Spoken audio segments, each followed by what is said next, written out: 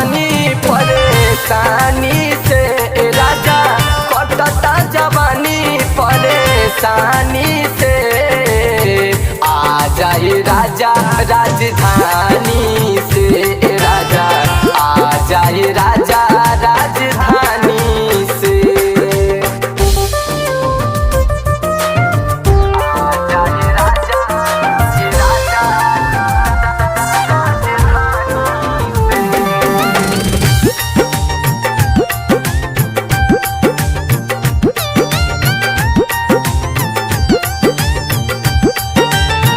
कुहू के ले बाली बिंदिया रोजे बोलावे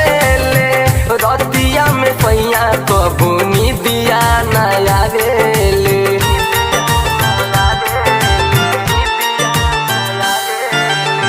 कुहू के ले बाली बिंदिया बहुते सतावे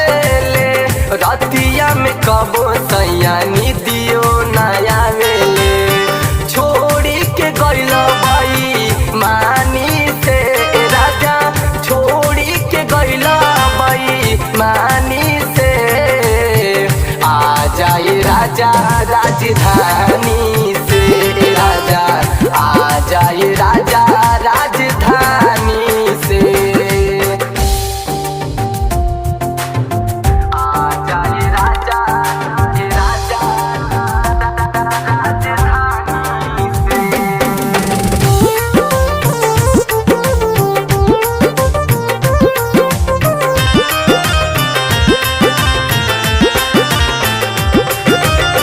बहरा में जाके राजा पैसे ला जुझेला नया नौहर कनिया के दर्द ना बुझेला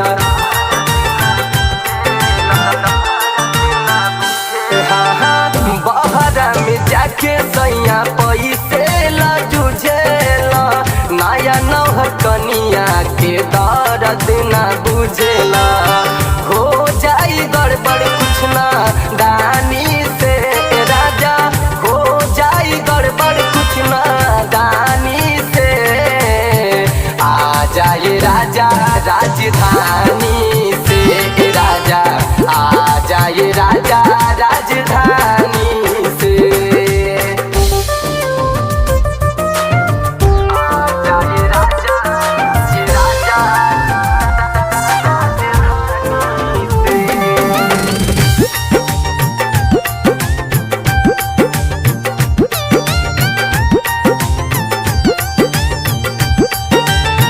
बाली सवतिनिया भइल कुछो न सुनेले जो बनत राजा रोजो से जिए पदुनेले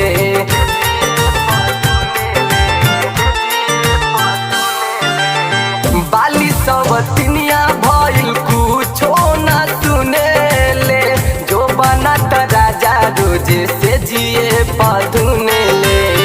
कैला रोशन माना मानी से राजा कैला हमारा मना मानी से आ जाए राजा राजधानी